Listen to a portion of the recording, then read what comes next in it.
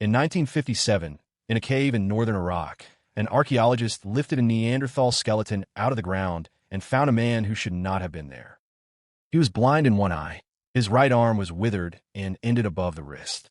He was arthritic, he limped, and bony growths in both ear canals would have left him substantially deaf. And every single one of those injuries had healed. Bone only heals if you live long enough for it to knit. He lived to about 40. The conclusion wrote itself, and for 30 years it sat in every textbook. Somebody looked after him. Neanderthals cared for their sick. It is a beautiful story. It might even be true.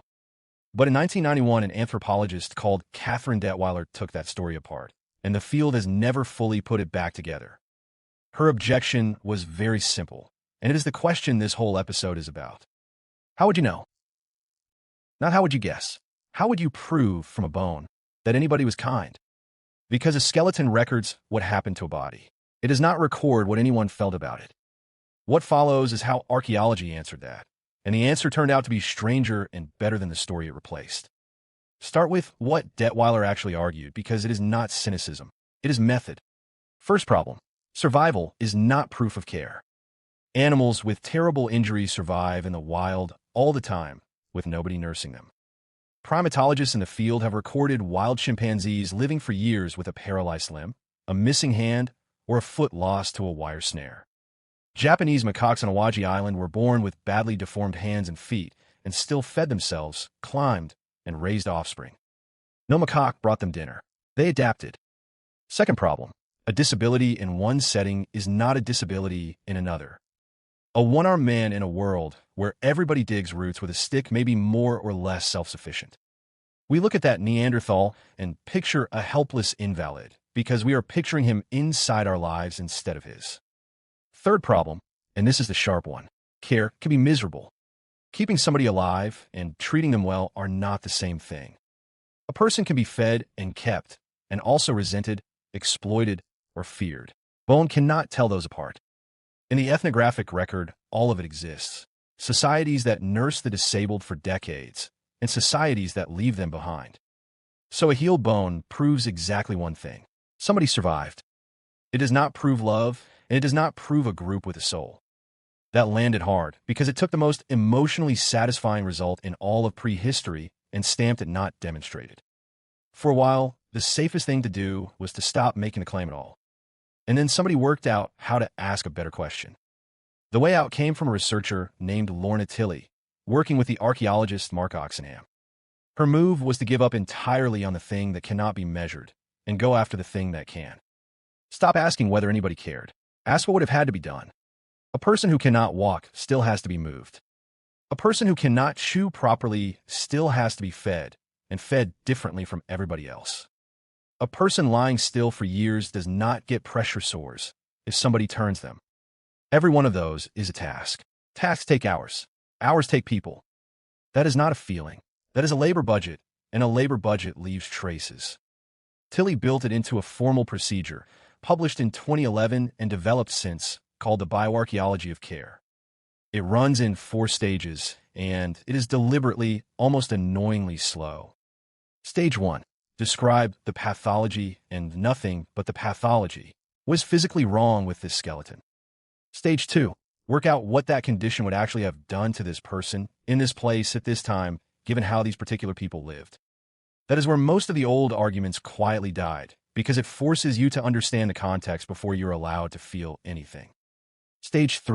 Stage 4. Then describe that care as concretely as you can. Who could have provided it, for how long, and at what cost to everyone else? Notice what has been removed. Nowhere does the method ask whether anybody was kind. It asks what the group spent. And that turns out to be a much harder thing to explain away. You can argue all day about whether a Neanderthal loved his brother. It is considerably more difficult to argue with 10 years of somebody's afternoons. So run the procedure. What does it find? It finds cases that are close to impossible to read any other way. The first is a young man from a site called Man Bac in northern Vietnam. It is a Neolithic cemetery, farming villagers about 4,000 years ago. The skeleton is cataloged as Burial 9, and it belonged to a man who died in his early 20s. He had a condition consistent with Klippel-Feil syndrome. The vertebrae in his neck were fused solid. Sometime in his adolescence, he became almost completely paralyzed from the waist down, with very little useful movement in his arms. The skeleton says so plainly because bone responds to being used. His leg bones are astonishingly thin and light, bone that has never loaded waste away and has had wasted almost to nothing. The bones of his upper body tell the same story. Barely any muscle attachment, barely any use. He could not walk. He could not stand. He could not reliably feed himself, or clean himself, or roll over. And he lived like that for roughly 10 years. Now, run the labor budget. Somebody moved him several times a day for a decade. Somebody fed him by hand, every meal for a decade. Somebody cleaned him. Somebody kept him clear of the pressure sores that kill immobile patients, and his skeleton shows none of the bone infection those sores cause. In a hot, humid climate, with no soap, no plumbing, and no bed frame. And when the village moved out to the fields or the river rose, somebody carried him. This is a farming settlement of ordinary people with almost no surplus. Every hour spent on Burial 9 was an hour not spent on the rice. Whatever anybody felt about him, that village paid for him in daylight for 10 years. Once you know what to look for, the cases start stacking up. At Romito Cave in southern Italy, a burial from about 11,000 years ago holds a teenager known as Romito II. He had a form of dwarfism called acromesomelic dysplasia. His arms were extremely short. His adult height would have been around 1 meter. These were mobile hunters in mountainous country. He could not have kept up. He could not have hunted. He almost certainly could not have carried a load. He lived to about 17, and he was buried carefully, lying in the arms of an adult woman. At Windover in Florida, a waterlogged pond has preserved a cemetery around 7,000 years old. One of the bodies is a boy of about 15 with spina bifida. His lower legs were malformed, one foot had partly withered, and he had a serious infection in the bone. He too lived for years past the point where he would have needed help simply to move. And there is a case older than any of these, which points somewhere unexpected. At Dmanisi in Georgia, one of the skulls of Homo erectus, about 1.77 million years old, belonged to an individual who had lost all but one tooth. The empty sockets had closed over, which means the teeth had been gone for years before he died. The original argument was straightforward. A toothless hominin cannot chew. Somebody must have been processing food for him. And here the discipline behaved rather well, because that claim was tested and partly knocked down. Critics pointed out that a determined toothless individual could get by on soft foods, on marrow, on brains and insects, without anybody's help at all. So Dmanisi sits where the honest cases sit. Suggestive, not settled. Which is exactly what a method capable of saying not proven is supposed to produce. Step back and look at what all of this is really measuring. Not sentiment, capacity. To keep a completely dependent person alive for 10 years, a group needs several things that are not obvious. It needs a food supply steady enough that feeding a non-producer does not tip somebody else into hunger. It needs enough people to share the work because a single carer alone burns out or dies. It needs to stay in one place or else be willing to carry. And it needs the knowledge to do it. How to prevent sores. How to feed a person who cannot chew. How to stop a bedridden body dying of small things. That knowledge does not appear spontaneously in a crisis. It is accumulated and it is taught. Which means a single well-cared-for skeleton is evidence about an entire society. It is not telling you that one person was kind. It is telling you that the group could afford it, could organize it, and knew how. And it goes back a very long way. The Shanidar Neanderthals, whatever else is true about them, kept people with catastrophic injuries alive into old age repeatedly in the same cave. At Cima de los Huesos in Spain, a child skull from over 400,000 years ago shows a fused, deformed cranium, and that child lived to at least 5.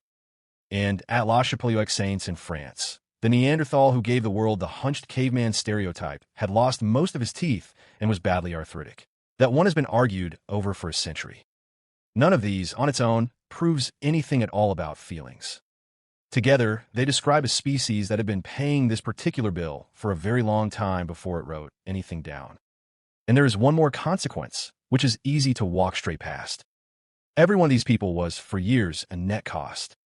A group that keeps net costs alive is a group that has decided membership is not conditional on output. That decision is older than agriculture, older than writing, and older than our species. Now the twist, and it runs back through everything we have said. Dettwyler was right. You cannot get compassion out of bone. That has not changed, and no number of good cases changes it. What changed is that the field stopped needing it. Because here is the strange thing about care. It is almost entirely made of dull, repeatable, physical work. Turning somebody over, carrying water, cutting food small, doing all of it again tomorrow. The feeling behind that work is invisible, and it is also, in a hard sense, optional.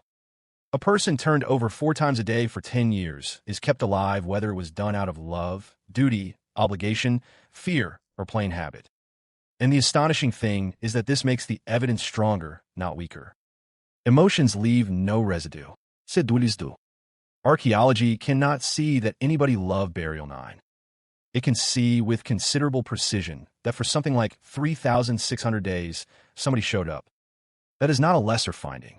In some ways, it is the only kind of finding there is. Because we tend to imagine compassion as a feeling that then produces actions. The skeletons suggest the traffic runs the other way at least as often. Somebody does the work first, because they have to, or because it is expected, or because nobody else is going to. And the doing of it, day after day, for years, is the thing itself. This is not a lesser kind of love. It is what love looks like from the outside, and the outside is all that survives. For 1,000 years from now, nothing whatsoever will remain of what you felt about anybody. What may remain is the pattern of what you did about it. Somebody in a Neolithic village in Vietnam, whose name we will never have, got up every morning for 10 years and moved a young man who could not move himself. We have no idea whether they resented it. We know that they did it and did not stop. And that is what the bones actually record, not the warmth, the showing up. Every person alive is descended from groups that kept people who could not, at the time, pay their way. You are the result of 10,000 ordinary mornings when somebody could have walked away and went and fetched the water instead.